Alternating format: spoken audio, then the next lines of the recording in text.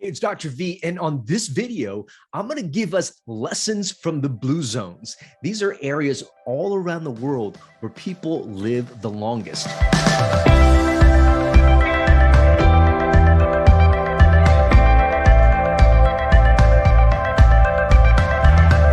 If you're new to this channel, welcome. This is the Kien Vuu MD channel, where we talk about health, where we talk about wealth, where we talk about optimization, where we talk about how to really truly become the very best versions of ourselves. And so if you're new here, please subscribe to the channel, hit that notification button so you don't miss any future videos. And if you are a returning member of our community and you're watching this, thank you so much for helping this channel grow.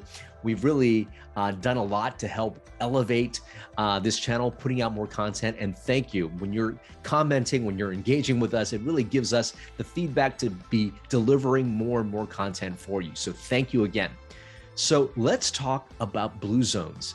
How did I learn about blue zones? Well, as some of you may know, about 5-6 years ago, I, as a doctor, this quote unquote successful doctor, was really at the top of my game. And so I thought, what did this mean? I bought a fancy house, bought a fancy car. I was traveling around the world speaking of my specialty, which is interventional radiology. And in interventional radiology, we had the latest technology.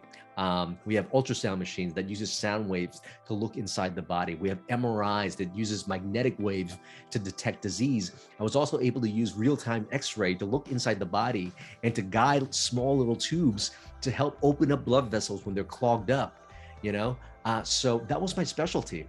But at the pinnacle of that career, I was also overweight, diabetic, hypertensive, and I was exhausted. I was losing my hair.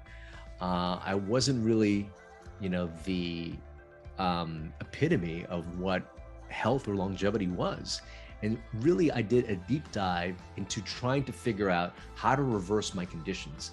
And one of the things I learned very early on was I didn't learn in medical school after attending UCSD Medical School, UCLA for a residency, did research at the National Institutes of Health, got research awards from the Howard Hughes Medical Institute.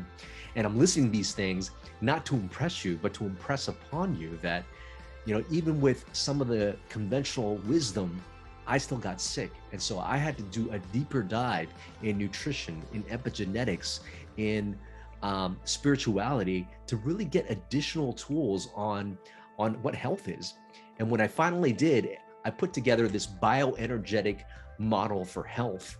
And when I was able to do that, and when I understood what disease really was, what the root causes of symptoms really were, I was able to reverse my conditions in a very short period of time. In 4 to 6 months, I reversed all those things. But that got me thinking. That got me thinking more of what exactly is health? What exactly is longevity? How do we maintain all these things? So that led me to the work of Dan Buettner.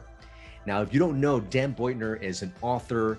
He is a journalist. He is an Emmy Award winner, and he also holds the Guinness Book of World Records for cycling, for long distance cycling all around the world.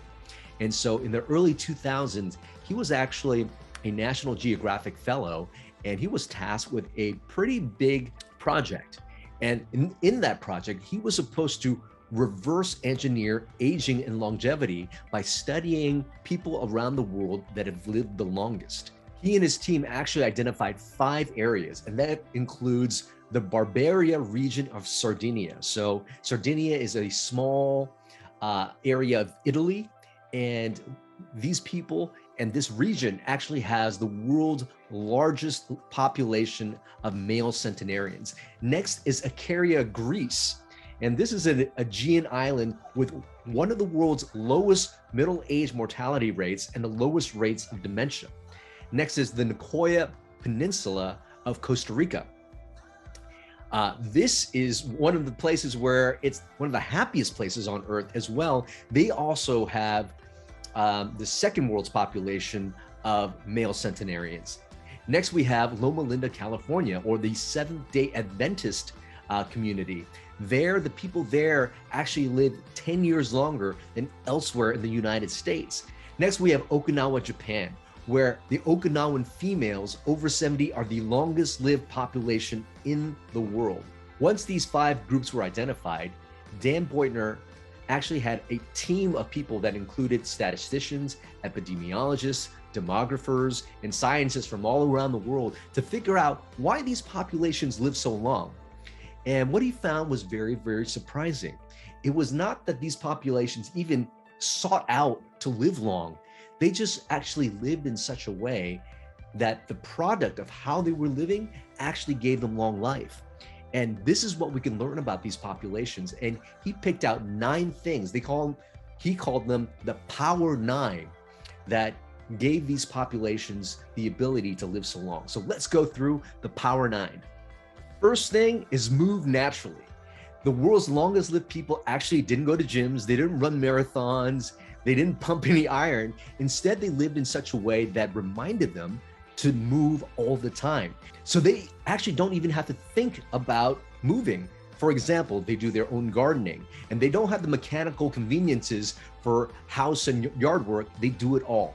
Next is purpose. The Okinawans called this ikigai and the Costa Ricans called this plan de vida. And they both mean the same thing. They both mean the reason for getting up in the morning.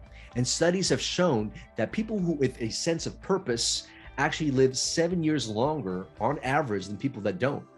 People with a deep sense of purpose also spend fewer days in the hospital if they're hospitalized. People with a deep sense of purpose also have lower risk of the #1 killer around the world, which is heart attack and stroke.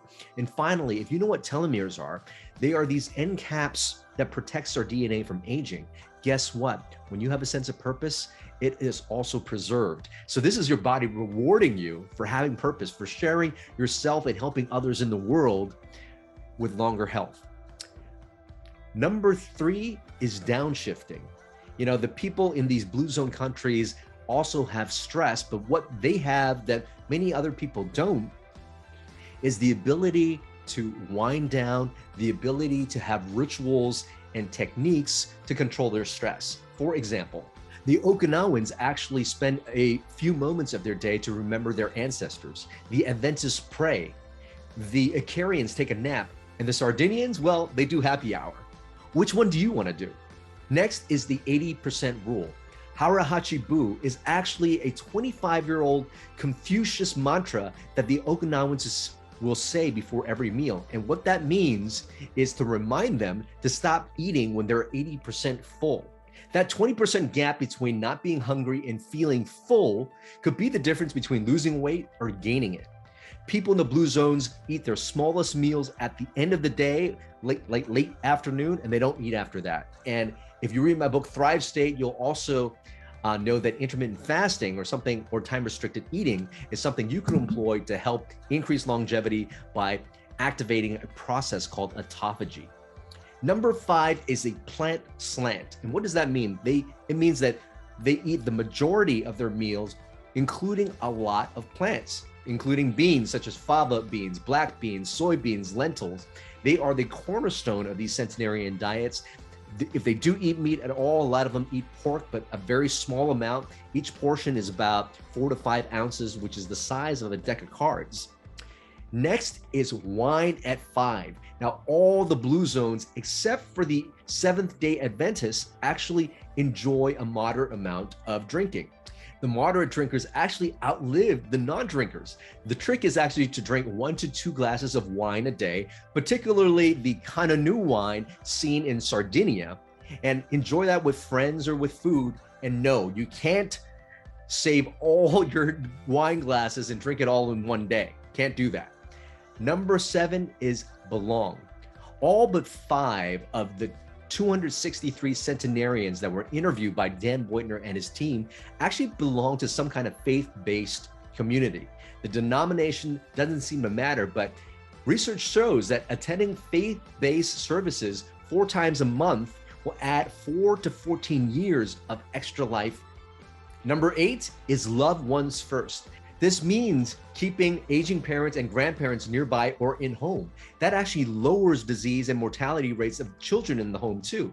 Also, if you commit to a life partner, that could add up to 3 years of life expectancy. And they invest in their children with time and love, which means as they get older, potentially their children will care for them as well.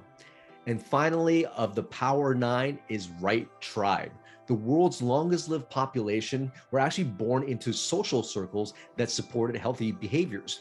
The Okinawans had these things called moais, and they were actually groups that people would be assigned to at a very young age. So you had girls being assigned to these moai, and there would be 5 to 10 people in these moais, and they would be in this group for the rest of their life. So you have a strong support community for the rest of your life. And that proved to be very important.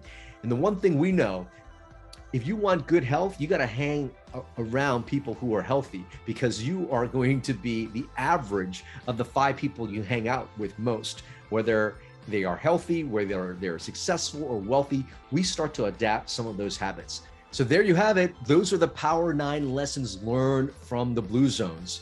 So what are your thoughts? What do you think about these 9 lessons about living longer? Do you agree with them? Do you have hacks of your own for longevity or performance? I'd love to know. Leave them down in the comments below. And I can't wait to see you next time. Until then, remember this: you are your best medicine.